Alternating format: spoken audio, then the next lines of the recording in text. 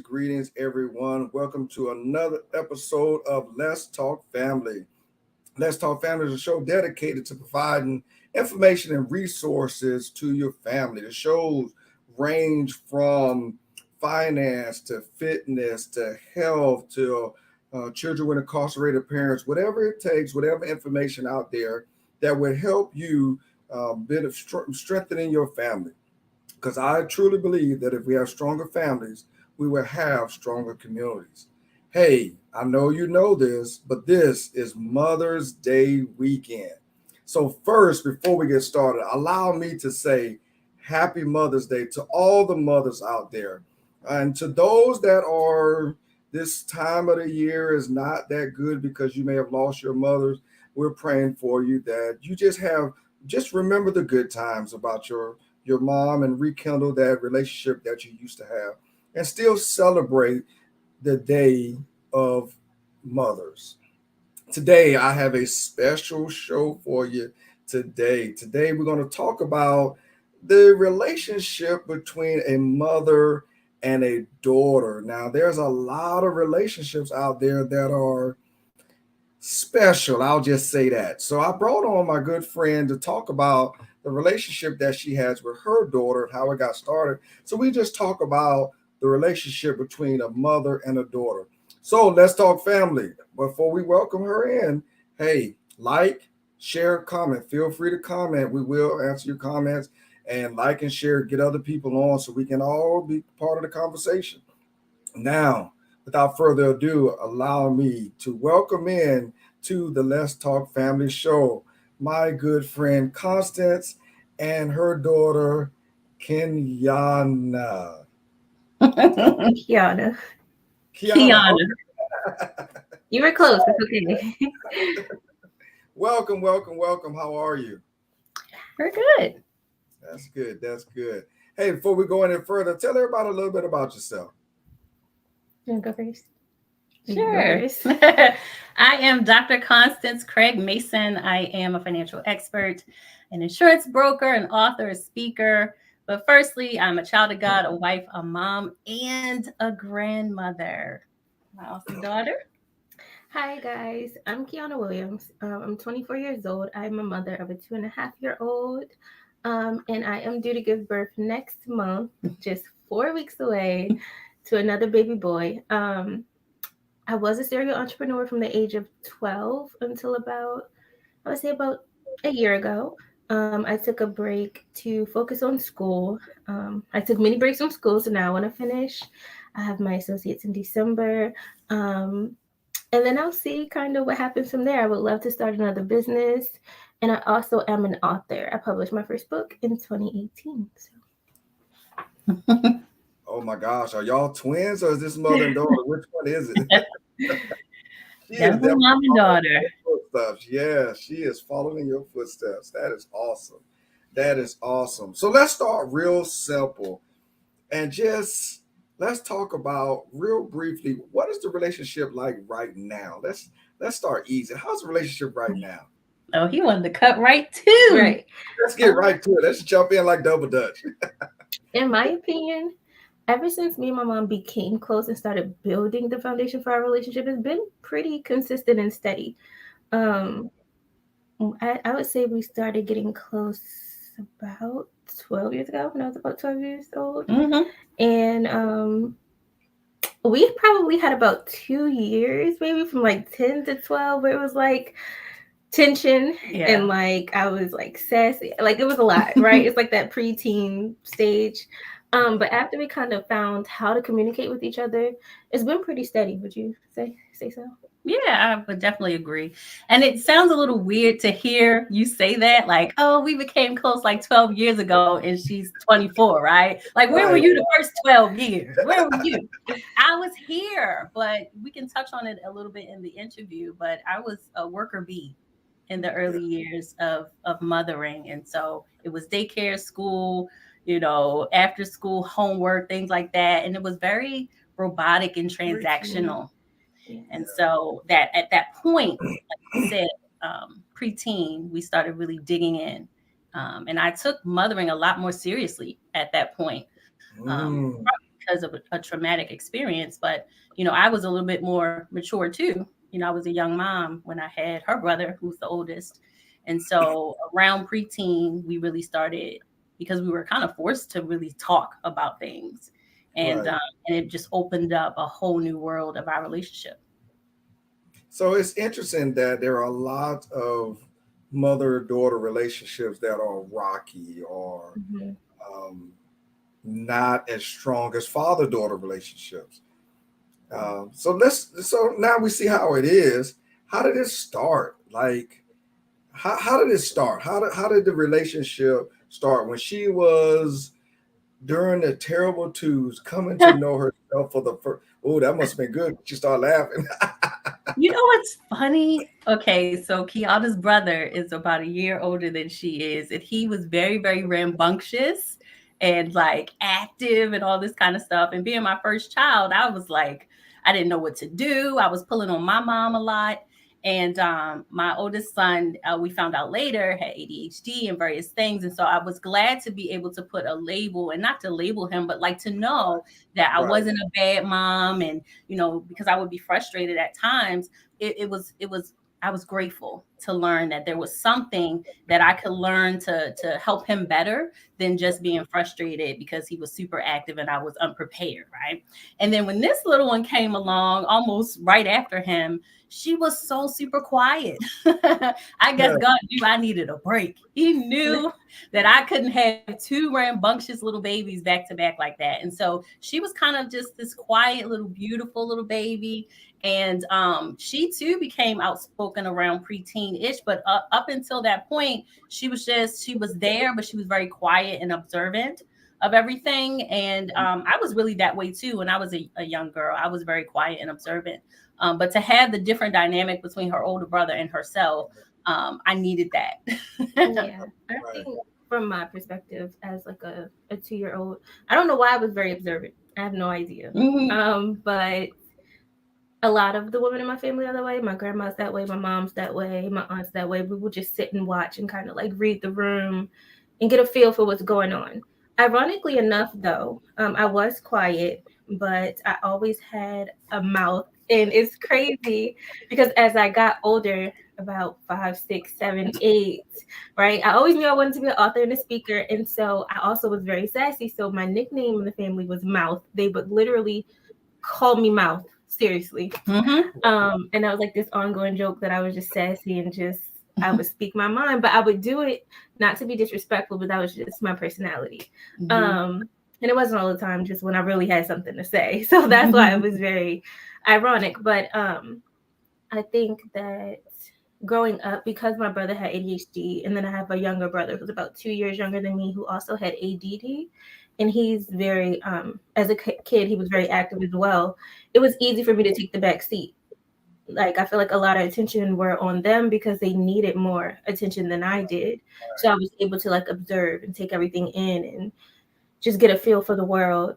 But it wasn't until my world came crashing down that it was then like, wait, like, I don't want to speak for you, but then it was like, wait, I got to pay attention to her too. There's some things going on that I may have missed or may not have known. Because her attention was in other places, not negligent, but just, divvied up in a lot of places. So Constance, you said you was a busy mom, a working mom, a get after it mom. How did that affect motherhood? Yeah, like I was touching on, I got pregnant around 16. And so my oldest son was born at 17. And I watched my mom be a very responsible young parent also, because believe it or not, my mom had 2 little girls by the time she was 17. And so it's the epitome of babies raising babies, right? And so we kind of grew up with my mom, and I watched her, go to school and try to get good jobs and go to certification courses. And my mom also married young, so I watched her try to, bring it all together. I had stepsisters, so she was a stepmom and a mom and just a young wife, and I watched her do all of these things. And so I was always conscious of being responsible. And so even though I had these young babies and their dad and I was not together shortly after that, I realized that I had to be the breadwinner. I had to educate myself. I had to, I can't just push this responsibility and privilege on anybody else. And I didn't want to either. So I was busy either trying to figure out where I was going to school or if I was going to go to school, where I was going to work, and if I had daycare for those work hours. And at times I would be working 2 full-time jobs. So thankfully, my mom was in a place where she could move in with me and be a live-in, daycare for the kids after school. And that was a sacrifice for her, to kind of stop her life to come and help me with my kids. And for a while, she kind of was like that second parent that they needed. And I hear a lot of moms during Mother's Day season say, I'm the mom and the dad. I don't subscribe to calling myself that at all. I do believe that men have a huge role, responsibility, and privilege in their children's lives. We do things differently, male and female, and I feel like kids need both of those things. But if you don't have that, you're going to do the best that you can for your children and give them 100% of yourself. And so I was given what I had when I had it, So if I had to send them to daycare or school, I go out, I make the money that I can make, I come home, and it's me and them and maybe my mom. And, we get the evenings together, the homework, the food, the whatever. And so I didn't really realize that there was not much of an emotional connection until like she said, till they were doggone near in middle school, until I really, really realized that everything I was doing was because I was supposed to do it versus me really realizing that I was building the next somebody's wife or somebody's husband one day. And it made me do a lot of soul searching and be like, I actually asked God one day through tears in my car, in between going from one job to the other job. I was just sitting out front in my little car and I was crying, and I just felt like it was a cycle of just work, work, work, work, work, work, and just like Groundhog's Day. And I was just exhausted. And I was telling him, like, it's got to be more to life than this. Like, I couldn't even get out the car and go in and do this one more again. And he told me that at that time that I was a giver and a sower. And he was like, you may not get everything that you want and need back from the people that you give it to, but I am telling you that you have something inside of you that I want you to multiply. And that's why I gave you these kids. And so it really gave me a sense of purpose in my life, and not just this happened to me, right? Like this circumstance. This was not a circumstance. God wanted me to be the mother of these 3 and my stepson who came later on. But he wanted me to impart the good things that he birthed in me, and also use those negative things or the things that I felt like were not perfect for them to also see that and learn from it too. Because one thing I also learned was to be authentic about who it is that I am and the things that I've gone through, the lessons that I've learned.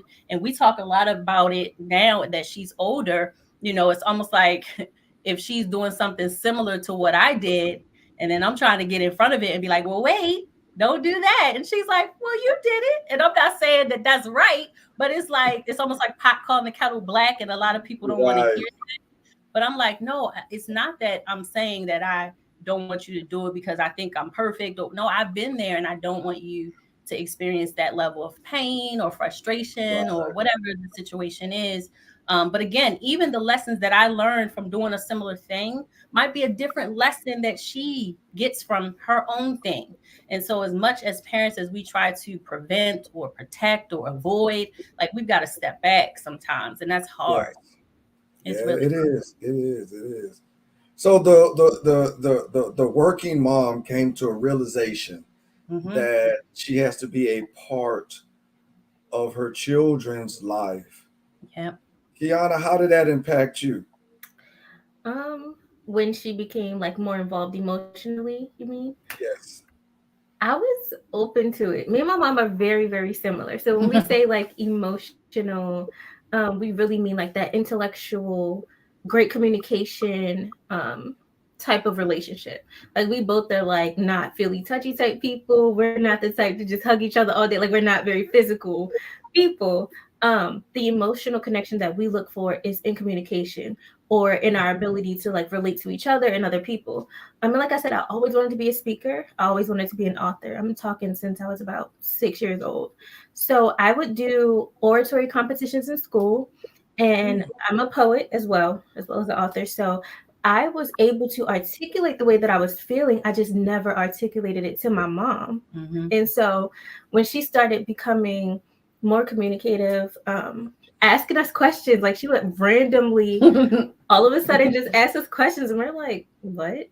Like questions like, what do you want to be when you grow up? And we were not used to, like, you hear that in school, you hear that with your friends. To hear that from my mom, I was like, wait, you want to talk to me? like you don't have a business call or something? Like you don't have an event to go to? Like you want to talk to me? So I'm glad that God instilled that in me, that communicator, that writer, that author, that being expressive. Can you hear us? Yeah, I can hear you. Okay, awesome. I'm kind of glad that God instilled that in me, because a lot of children may have resented their parents at that point. Like, now you're trying to talk to me after all this time. I have nothing to say. But I was really open to it because I wanted to know her too, right? Like, I see her doing all these events. I see her going all these places. And I'm an only girl. So I have 3 brothers, a stepbrother and 2 other brothers. And I would be in the house with them all the time. I wanted to have that connection with a woman that was ambitious and that was doing all these things and receiving all these accolades. Because I aspired to be great too. So I was very open to it. And then around that time, like I really needed her. I really needed to have a woman in my life that was very close, like my mom, very close to me, but also that really cared. So I appreciated the fact that she was really trying to get to know me. And then it ended up being, okay, she got to know me, and then she got to know some of my traumas, and now we're able to heal together. So I was grateful, honestly. I think that time, that preteen time, is really, and I haven't seen this in any of my psychology books, it's just what I'm noticing. I think that preteen time is really very critical for the relationship with the same gender parent. Yes. Because during that time, you're coming to yourself, your adult self, your biologically adult self. And I can talk to any man about it. You can talk to any woman about it. But then there are some things that, one, I may not want to talk to anybody else about. And 2, like you said earlier, Constance, you've traveled this road before. Yeah. So that time that y'all started building that relationship, I think it was a very pivotal, strategically planned, perfectly planned, I should say. Divine. Right, divine time. Because had it been a year later, now, of course, it could have been any time earlier, but had it been a year later, I think that it could have caused more ripples or a bigger rift in the relationship and made it harder to mend. And I would say too, Kiana touched on a point about us not being all huggy and, like all up on each other like that. Like my mom is the same way. She loves us intently, but she is not the one to just come and grab you and kiss you in the face and all that stuff. However, I will say that me and Kiana, we know each other so intensely and we will know what each other is feeling or going through, or we'll just send a text and it'll be exactly what the other person needs at that moment. Like because we talk, not just good stuff. We talk about bad stuff. We talk about our insecurities. We talk about that if we're depressed at any given moment, like we talk. And so I don't feel like I need to be all huggy, kissy, I feel like I know this young woman inside and out. like not just biased, because all parents are going to be biased about their kids. My kids are the best, blah, blah. But like, no, even in her failures, right? And even in her moments where she feels whatever, not good enough, not smart enough, not pretty enough, not whatever, we have talked about those things multiple times. And so I'm able to pour into her from what I already know and from the levels of growth that I've seen. So yeah, just really quickly, like we know each other so much, and we had this conversation before that like if something was to happen to my mom, of course I would be devastated. Of course it would really, really hurt me. But I know her so much that she would still be with me, if that makes sense. And I know that sounds so cliche, but like I literally am her. She is me. So like if she wasn't here anymore, like a lot of people, they deal with death in a horrible way because they feel like they've had a loss. I will only lose her physically. I know her so much that she's still gonna be here in me. Like I know what she's gonna say before she says it. We say the same things at the same time sometimes. Like that's how much we know each other. It's almost like a mirror. So I would miss her physically being, around, but I know her so well. Like her spirit would literally still be here for me. And that's a lot of that's feelings that like tomorrow's Mother's Day. There's a lot of young girls that don't have their mom and they're feeling that loss because they never knew them. So they're missing them in the physical. They never got to know them mentally, emotionally. They never had the conversations that we had. So they lost a lot more than just a human being, so I will always have that emotional, mental, spiritual connection. She just would no longer be here, which is still devastating. But we would have that peace knowing that we built the best relationship that we could, and we like got everything out of it, like literally just squeezed the life out of each other in such a good way that the life would continue, with or without the other person. So do you two actively work on your relationship, or you just being a mother and a daughter? And then let me preface that with so my book is Marriage is Work. And I titled it Marriage is Work so that people will know up front what they're getting into.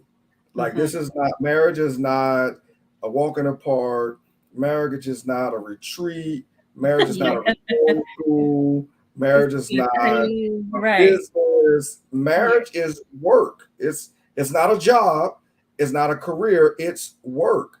And for your marriage to work, you have to actively be involved. You have to purposely be involved. You have to plan, things out for it to work. So that's what I'm saying. Like, are y'all or are you two just, are y'all doing that like purposely seeking after this relationship, or is it just coming natural now that you're at this point in your life, in your relationship? That might be a trick question. That's a really great question. That's a great question. And like, I might have to steal it. I'm sorry. I might have to steal it because we have a mother-daughter radio show, and we help other mother-daughters like build better relationships, right? I think that we did the work when I was in that preteen stage. My mom actually found me a therapist after I went through a traumatic situation, and she felt like, okay, she doesn't just need me, she needs a professional as well. And so I had a therapist from the ages of 12 to 18. Like she literally watched me grow up. We had an amazing relationship. She became not only my therapist, my brother's therapist, and even a family therapist for all of us. And she was the one that taught us certain prompts to help with communication, right? For example, before you just attack someone by saying, you don't do this, right? You could say, hey mom, I love it when you make time to talk to me, but I wish that you would just talk to me a little bit more. Instead of saying, you don't ever talk to me, I don't ever hear from you, lead with the compliment and then say what it is that you wish would be different, right? So that was one of the things that she taught us. I think we did the work and built that foundation in the beginning. And so now it's just kind of natural. Like we already addressed all the ugly. And if anything happens, like, I mean, it's just kind of like how you feel like if you watched your wife give birth to your child before, it's like you literally watched the human come out of my body. Like what other ugly is there to really, mind you, I did watch the human come out of her body. She did. Right. But like, it's like at that point, what else is there to be ashamed of? We've addressed all the shame. We've addressed all the ugly in each other. I think that, like you said, in marriage, in any relationship, is going to be work. But if you Definitely. build that foundation and that trust, like, hey, I trust you enough to know that if you are telling me something that I need to work on for the betterment of our relationship, you're not doing it to condemn me. You're doing it because you really want this relationship to work. That's in marriage. That's in friendships. That's in anything, right? When my mom comes to me and she's like, Kiana, you can work on this, I know she's telling me because she genuinely cares about me as an individual, or our relationship could benefit from these things. So we definitely did the work in the past. I don't think that we're actively doing work now. I think that when we spend time together, it's because we really want to. Like, we really want to watch our favorite podcast together. That's a good point. That's a good point. We got to bring that up because it's in line with what Mr. Voltaire just asked. I feel like in the same question, I do intentionally work on this as I guess from a mom's perspective, right? Because I'm the mom now of a 2.5-year-old, and she got a baby on the way. And she came to me, what was it, yesterday? And was like, because there's a new podcast that we watch together when we have a little bit of time. And she said, we need to have one of those podcast moments where they kind of get real deep into a question. And I said, okay. And I didn't know if I was on a hot seat or what. I didn't know what I had done. I was like, listen, she asking for a sit down. Yeah. And we were in the car at the time. So I'm trying to drive and be like, oh, Lord, what I done did now, right? It's raining. Raining. It's like a movie scene. She's like, so I'm like, I thought I was doing good. I don't know what this is about, but okay. And I was like this. Okay, sure. I'm picturing this in my head as from a parent's perspective. Yeah, she like, we need to have one of those podcast moments. And I'm driving like, okay, try to keep my energy up because I don't know what's about to happen. Okay, so maybe not work, maybe just like having those intentional conversations. Yeah. That was a moment for me. Like, she had a rough 2 weeks. I had a rough 2 weeks, not with each other, like in our own individual relationships. Right. And so it's a time where you need your person, right? And I think that my mom is my person because, like I said, in the past, we did that work. So now it's like, if we need each other, it's very intentional. Like, okay, I knew that I wanted to have that conversation, but if I wasn't able to talk, I would have been like, okay, can we just watch our favorite podcast? Sometimes we'll text each other like, let's go get snacks in the middle of the night. Like, we know exactly what each other need. So it's more intentional than actually doing the work because the foundation is there. And I think if you just build that foundation in whatever relationship, then everything after that will be intentional and more so considerate, right? Yes. I knew that we were both tense and both irritated. We had to go to the market. We had a lot to do yesterday. Yes. So it's like, if we have this conversation now and we are able to talk and work out our feelings with each other about what's going on in our life, then we won't butt heads on the road. Like, we were in the car for like 10 hours. Yeah, it was a long day. So it's like, if I can talk to my person, figure out what's going on with me, figure out what's going on with her, and we can give each other advice and just ease the moment for the rest of our day, we're not going to have tension from other relationships now causing tension with us just because we're together all day. Right. So I don't think it's work like, oh, let me talk to my mom because if I don't, it's been 5 weeks and now she's going to hate me type. It's just like, okay, I have time. I need you today. Let's just talk. Cole is having a good time. I see the comments. Yes, he is. Yes, he is. Thank you for watching. Let me tell you why I said might be a trick question, because both of you actually said it. Both of you actually said it. Building a relationship is both intentional and natural. Yeah. You know what I'm saying? And in both of your examples, you both gave that example, like where it was intentional, but it was natural. Yeah. And I think it starts off initially with wanting to build the relationship. So, I'm gonna say this because I want to shift this, and I'm gonna tell you where we're shifting, because I want to talk now I want y'all to give advice and talk now to the mothers and daughters that don't have that good relationship, that are rocky, that are heated, that are null and void, that are tense. Like, you have to be intentional. Like, I think you really got to start with burying your own issues. Yes.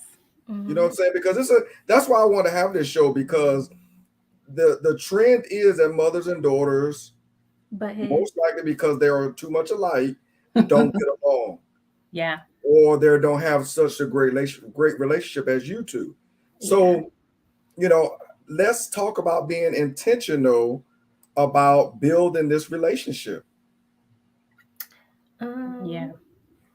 I forgot what I was Well, going to say. I'm going to hop in really quick because I love how you said that, Mr. Bowtie, when you said a lot of times we have seen mothers and daughters butt heads, and we have also heard, right? Because you ever had somebody, what you having, a boy or a girl? A girl. Oh my goodness. Right, Y'all gonna be right. right. And so before you even get in the situation, somebody's telling you that watch out because she might be a handful, right? And oftentimes when that is the case, mothers may see a lot of themselves in their daughter, whatever that might be, that she is either still uncomfortable with or don't want her daughter to go down a certain road. And so she's seeing that in her. Then it could be a situation where the daughter is acting completely opposite than she has or is. And that is a conflict because like she's thinking, why can't you be more like me? Right. And so, and in both those situations where you're trying to prevent her from going down the same road you went down, and you're seeing this thing, and you're like, oh God, why you curse me, right? I went through it myself, and then you gonna give me this, and I got to go through it again. But I feel like in both situations, I have a term or quote that I say, authenticity heals. I actually wrote a chapter about it in a collaborative book.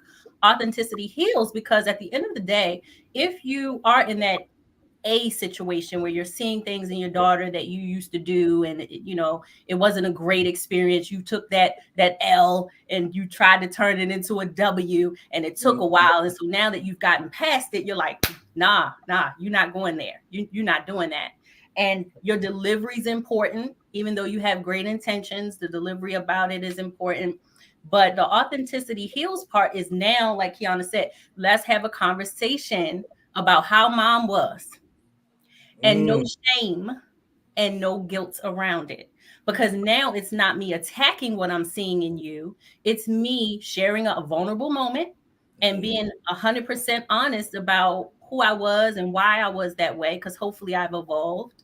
And I want you to see and hear from my mouth, not from grandma's mouth or whoever was around when I was being that way, but directly from my mouth, how I was and how I got over it. And I'm seeing these things in you, and you're going to be able to make your own decisions, true, in my face and outside of my face. But I'm telling you first and forehand how this may work out. Yeah. And now she has the opportunity to see you as an ally versus seeing you as someone who's attacking her. And you don't know me. Yeah. I know exactly who you are, right? So from that perspective. But then from the other perspective, where maybe you weren't getting into trouble and weren't doing certain things, and you didn't give your parents any issues, and now you're seeing some behaviors in your daughter that you just don't get. You don't understand it at all. You're like, where did you come from? You didn't come from me. Yeah. But instead of taking that stance, also now you get the opportunity to ask the questions. What's going on with you? Tell me a little bit about how your day is. Or, you got to find out what's going on, that's making her make certain decisions or act a certain way or be emotional, whatever's happening. And now you get to be the listener. You get to listen to what she is going through. And it might be different than what you have experienced, but at least you're opening up that dialogue. And again, now she knows you as someone she can talk to. Yeah. So either way, authenticity can heal both of those situations, in my opinion, because I feel like guilt and shame will hurt you in a lot of ways, not just in relationships, but also in money, because I'm a money person. And so when you're afraid, ashamed, and guilty about the mistakes you have made with your money and hiding that information from your spouse and hiding that information from your kids, when stuff is not right financially and they looking at you and you looking at them, somebody lying. Right. And so guilt and shame has no place in positive relationship building, in my opinion. And I would just like to say, growing up, when we started building that relationship, my mom would tell us a lot of stories. I'm talking the good, bad, the ugly. She would tell us the funny stories. And we like to laugh. Like, we play all the time. So she would tell us stories about being impoverished as a kid. It would make us laugh sometimes, She would bring light into it, but she told us about how also abusive my father was. She told us about the substance abuse that ran in the family. She told us about all of the cycles that kind of ran in our family with past family members. And so she wasn't that parent that would condemn us, right? For example, don't have sex because you're going to get AIDS or you're going to get pregnant young, and like, or the parents would be like, don't have sex, you're going to die, right? Like, it wasn't that conversation. It's like, look, there are so many women in my family. Like she said, she had her first 2 children by the age of 18. My grandma had her first 2 children by the age of 17. I'm 24. I had my first son at 21, which is a big difference from being a teen mom, right? Yeah. And I'm 24 now, about to have my second son. That's a big difference between being a teen mom. I'm still pretty young, yes. But I've also accomplished a few things first. I can say I'm an author. I can say I went to college. I can say in a few months that I have a degree. I can say that I graduated high school. These are things that my mom and my grandma and my aunt aren't able to say, you know? And so like by telling me the stories of how hard it was as a teen mom, I had a decision to make. You get to choose. Yeah. And I didn't really have a lot of, I wasn't, you know, doing the things that they were doing at that time. But I will say I still had a decision to make, and I very much well could have been, you know, in their situation. I had a decision to make. I also feel like love is a decision as well. Yep. You have to make the choice to love. And a very close friend of mine, we talk all the time about unconditional love. It doesn't mean that I'm going to let you just walk over top of me. It doesn't mean that I'm going to give you a pass to say whatever or do whatever. What it means is I'm going to choose to love you regardless, right? Yes. So, but with boundaries, okay? So, for example, when me and my mom were building that relationship, of course, we're shedding layers, right? I'm just going to go right into it. She didn't know that I was sexually abused. And when she found out, it broke her heart because she's like, why didn't you tell me? Right? But this is when we first started building our relationship. So we're just getting to know the beautiful. This is like a romantic relationship where you fall in love with all the great qualities, and this person doesn't know the dark secret that you have hiding behind your back, right? Your insecurities, your shame. They don't know this yet. And so when I went to therapy and we started going to therapy together, we learned how to communicate in a way that wouldn't hurt each other, but we could just bear it all out. We could just put it all out on the table. You put it on the table. Like I said, love is a decision. Are you going to love me despite the fact that I had a situation that rocks my world? You feel betrayed because I didn't tell you. I feel betrayed because I felt like I couldn't tell you, right? But all in all, we're just dealing with our own things in a different way. Does that make sense? Yes. So now we have a boundary, right? Where it's like, I'm not going to lie to you, and I'm not going to condemn you when you tell me the truth. Right. I'm going to accept the truth from you, but I'm going to give you the space to tell me when you're ready. And I think that is like the biggest thing in our relationship, because I know that like my mom knows every little thing, like even the things that I don't even want her to know about me, things I probably would take to my grave with anybody else. She knows, right? And she doesn't force me to say it until I'm ready. That's a boundary, because who would want to tell somebody that's like, what's going on? Like, tell me right now, right? Nobody wants that, right? And then also you don't want to feel the shame or the guilt when you are ready to come forward. So she knows that when I'm ready to tell her, she's going to be receptive to the information, right? So creating those boundaries when you choose to love unconditionally are the main important things.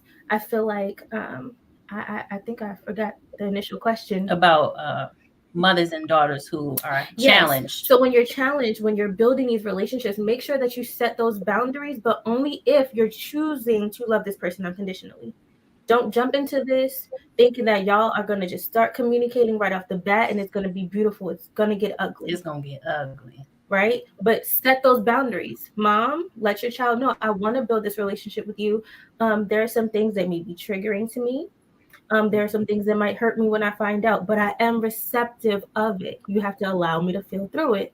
And daughter, know that you can tell her everything if she is authentic and being genuine with the fact that she wants to know. But you have to be open to tell the truth and the complete truth and the whole truth, because 9 times out of 10, like I said before, it could be a cycle in your family that's repeating itself. Right. And she might not have the answers, but moving forward, you guys can find the answers. So love unconditionally, that's a decision. Set boundaries that are safe for the both of you. And just learning, maybe if you guys want to have a safe word, or just learning how to communicate in a way that y'all understand. Like best friends that have we have a lot of inside jokes. So we communicate in a way that we understand, and a lot of people don't really they don't really understand it, but they don't need to. That's our relationship. Right.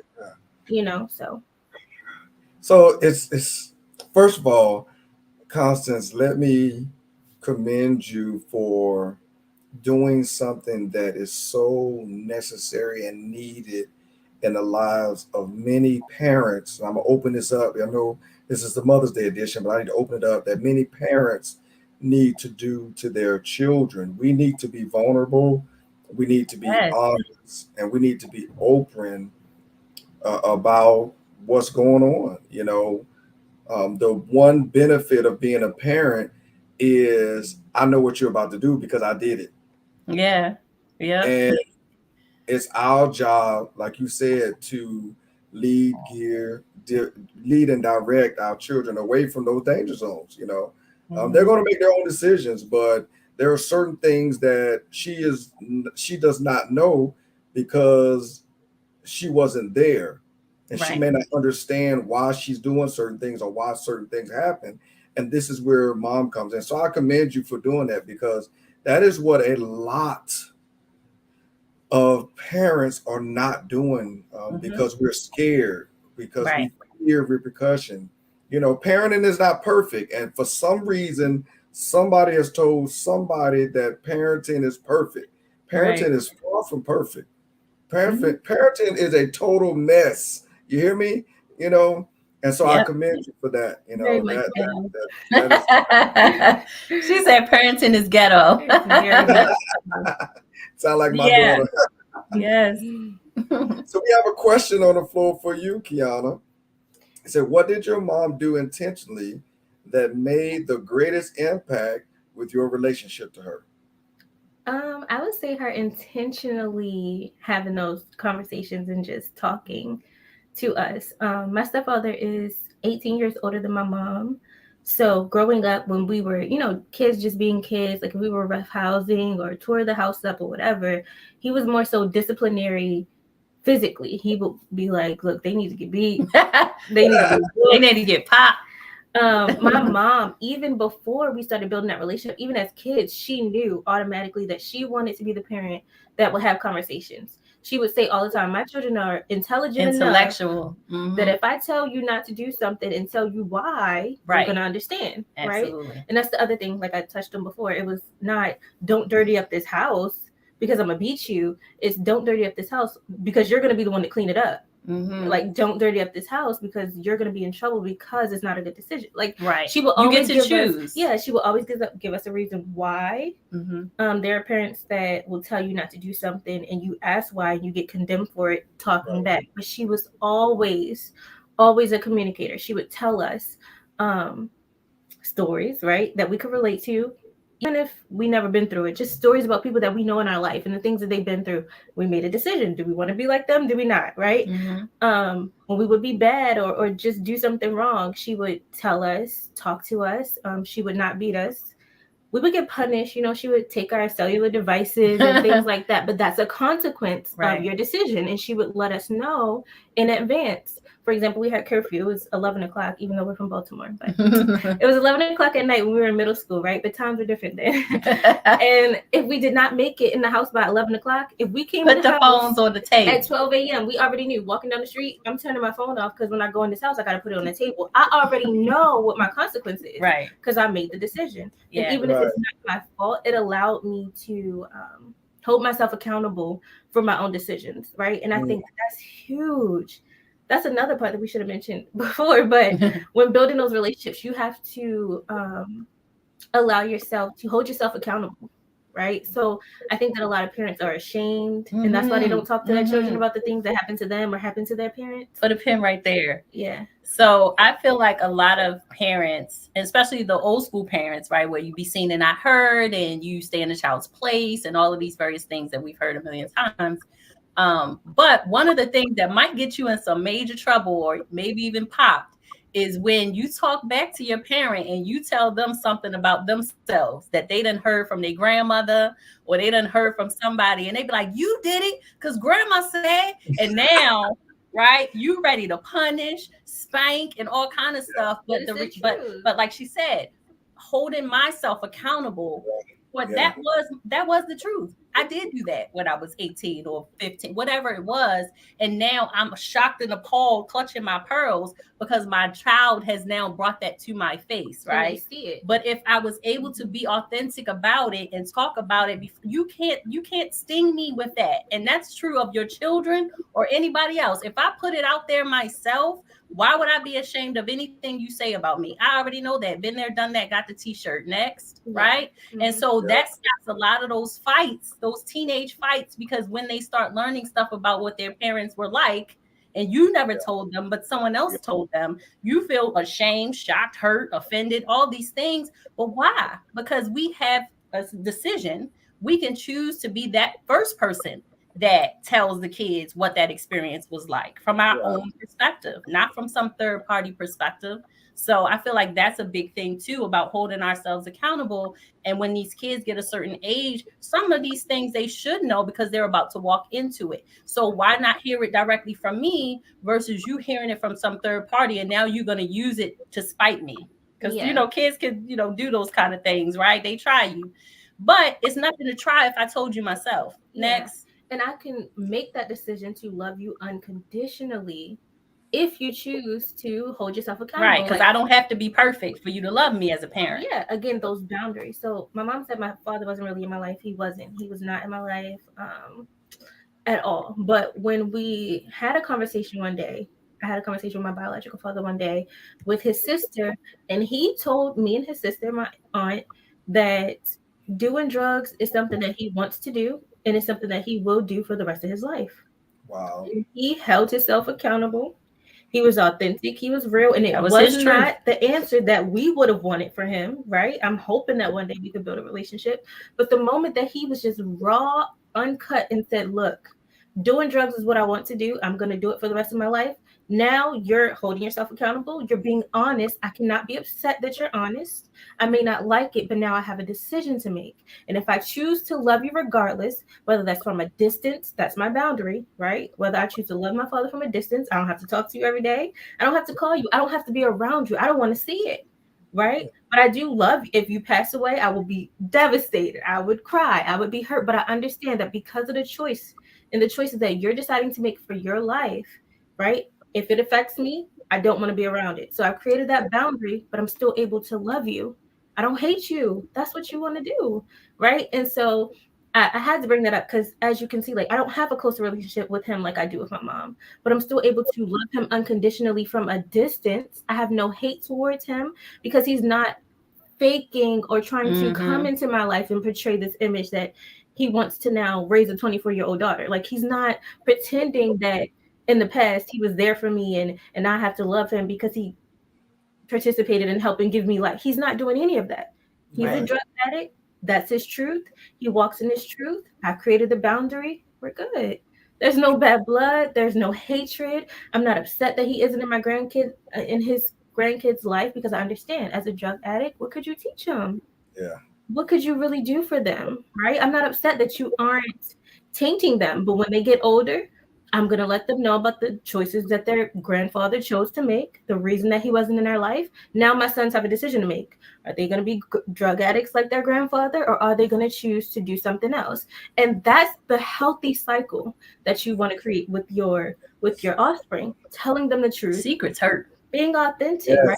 To tell my sons the truth. Chance and true. My father was a drug addict. He told me that was what he was going to do for the rest of his life. I did not keep that man away from you, but I knew that as a drug addict, it wasn't anything that he could teach you. He didn't teach me anything.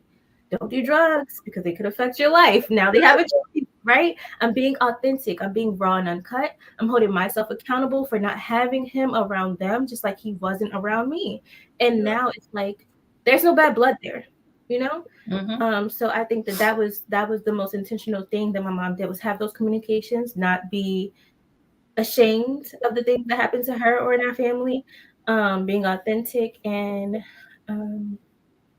just allowing me to make the decision for myself. A lot of parents feel like you have to love them just because. So I did this for you, you have to love me. That's not true. That's not true at all. So allowing me the freedom to choose if I wanted to build that relationship with her or not, have those conversations or not. I think that those were the main intentional things. Give us a good news story about you two. Give us One good news story. Collectively or individually? Collectively. Collectively. 'Cause I we've will talked so much about how we. Go ahead. I just turned 43, but on May 1st. But prior to that, I was 42 and she was 24. So we kind of laughed that these numbers were kind of like the same, 42 and 24. And although we both have had some very traumatic experiences in our lives coming up and in relationships and things like that, we still collectively are very loving people. We are very giving people. If we realize that there's something in ourselves that even we don't like, because we know first, right, what we don't like about ourselves, we really are open and honest about what it is and how I want to fix myself, and then she'll tell me how she want to fix herself, and so we'll hold each other accountable in that way. And right now we are the most uncomfortable but we are pushing through that uncomfortable space and not blaming anybody for it. And that's hard to do when you're growing and you're purging and you're doing all these what they call self-work things. But I can still put a smile on my face because I'm alive. And two, I get to go out here and impact people with what it is that I do love about myself. I get to go out here and do that with every ounce of my being, and likewise with her. So we're in a very uncomfortable, positive space, which is weird, but that's what it is. Yeah, I would say the good thing that we're going through right now is that we're in this planning, kind of nesting. Nesting is often referred to pregnancy when you're close to the end of the pregnancy and you're just putting the house together, you're cleaning up everything, you're getting everything ready for the baby to arrive. I think that we're in this nesting stage because we're both in this transition. Like, she's studying for things, I'm studying for things, we're both getting certified in different areas. And we know that next year, 2023, is going to be our breakthrough year for a lot of things. And one of those things is relaunching our radio show. Yay! That is something that we stopped doing when I gave birth to my son, who's going to be 3 at the end of this year. So it's been about 3 years. And it doesn't even feel like it's been that long. Right? But we've grown so much since then. I know that we're going to be able to impact mother and daughter relationships even better at that point. I'm super excited for that because in this uncomfortable space, I feel like it's easy to lose touch of like relationships, especially with COVID. So I feel like we lost touch with relationships. I'm excited to get back out there and meet other mother-daughter relationships, communicate with them again, have events again, just get out there. And also, what was the last thing I was about to say? I completely forgot. The good part is we have a lot in store for 2023. And we're still happy. We're still giddy. We're still our silly selves. Even if I text her, like, we'll text each other in the morning, like, I'm depressed. I'm depressed too. Like, literally, those are our conversations sometimes. Like, I'm depressed today. I'm depressed. And I don't have to hide that. Do you know how many parents hide that? I will text in a minute if it's going past a certain time of day and she knows she would normally see me or hear from me. And I'll text her and be like, I was a little bit depressed. I'm trying to get myself together. You know what I mean? I don't have to hide and be like, no, I'm fine. I'm just busy. No, I'm still in the bed. Yeah.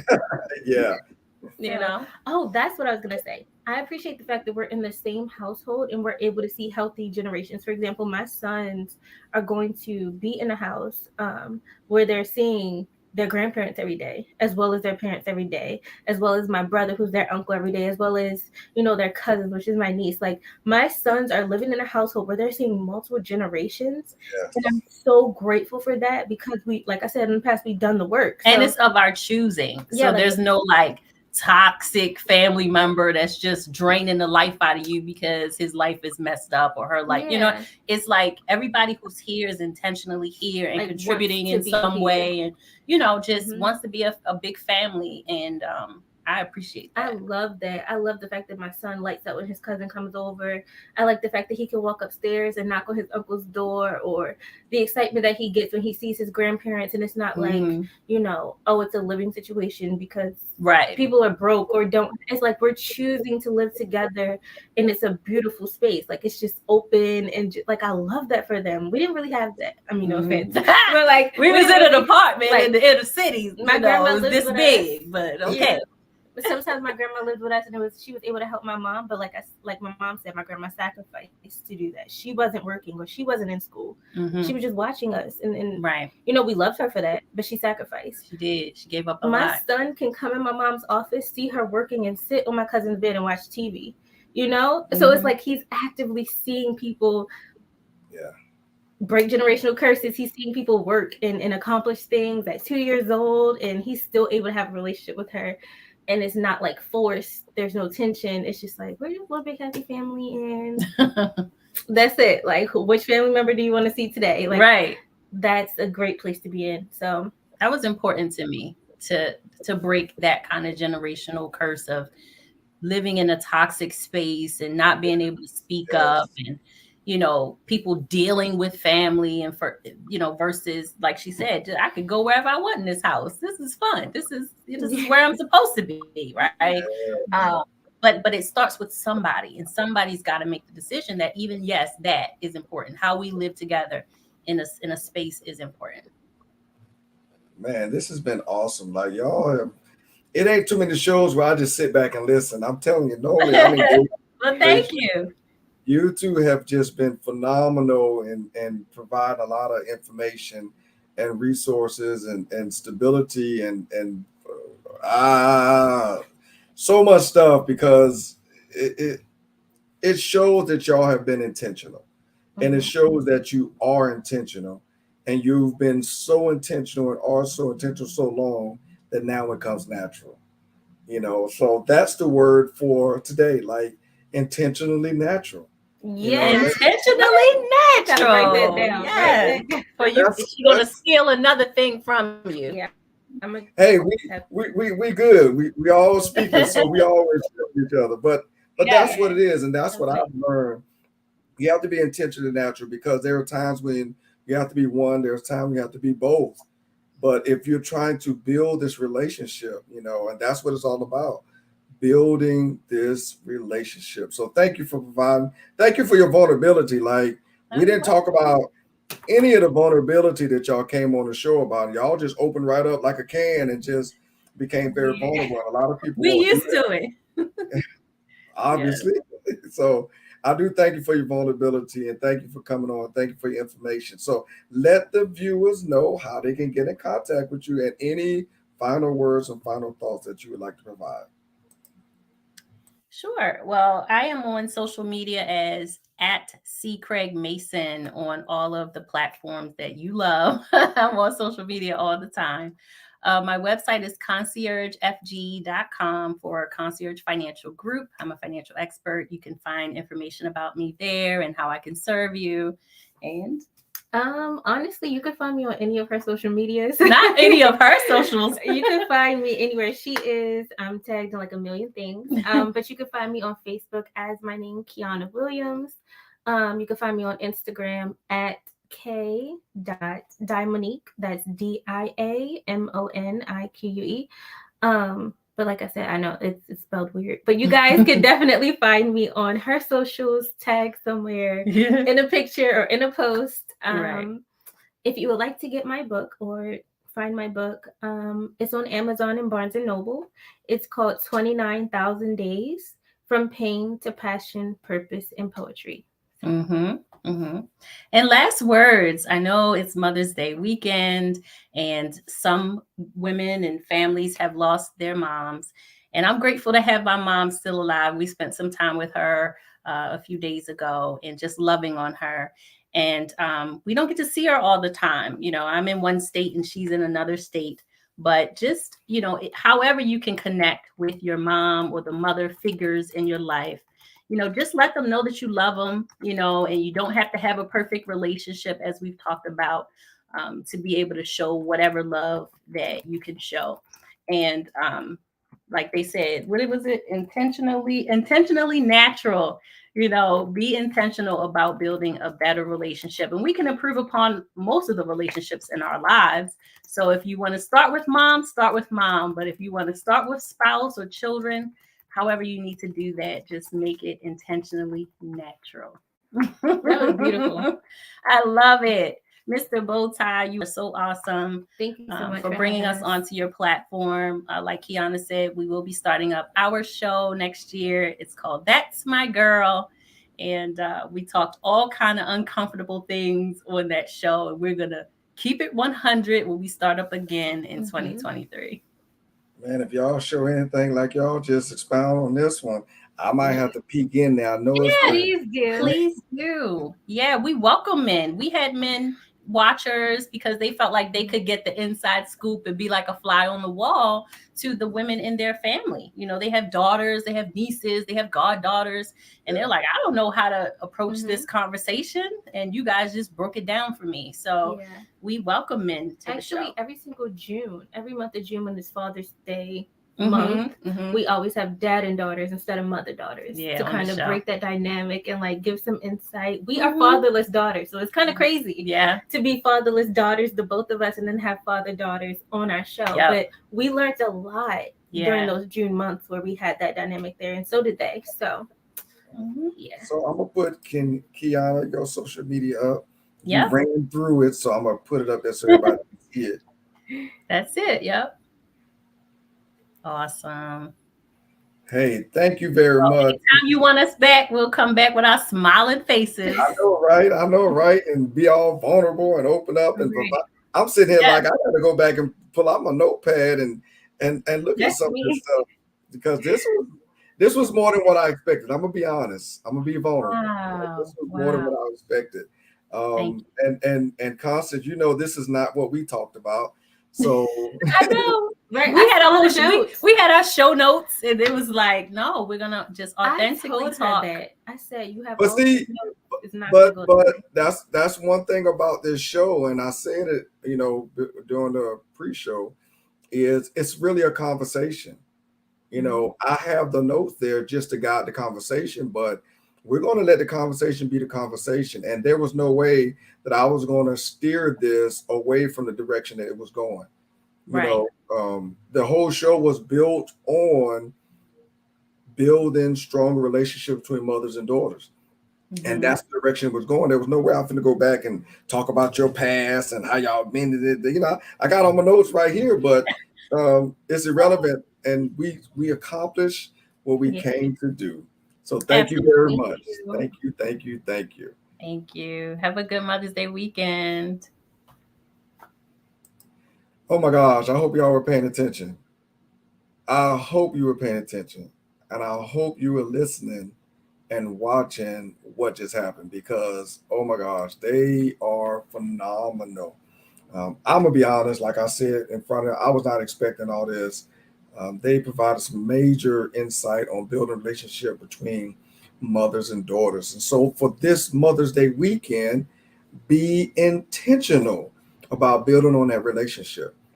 Be intentional about repairing that relationship. Be intentional about strengthening that relationship. And that's what this show is all about. So happy Mother's Day to everyone that's watching. I do thank you again for paying attention. Cole, man, you blew it up today. So thank you for being on here and providing all your comments and definitely the great question that you asked. So thank you very much. Hey, this has been another episode of Let's Talk Family, a bi-weekly show that is here designed to strengthen the family, provide resources to strengthen your family. I am your host, Warren Mr. Bowtie Feaster, and I always like to end with my 3 points of interest. 1, the center of everything is family. 2, be the best you that you can be. And 3, it's called life. Live it. Have a great day.